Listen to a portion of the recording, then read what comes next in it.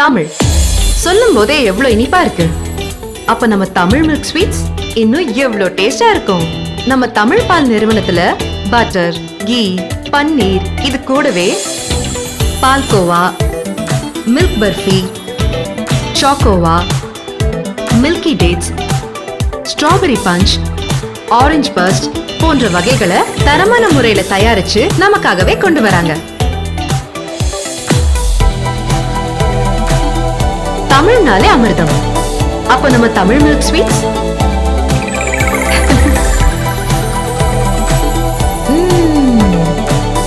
தேனா அமிர்தம்.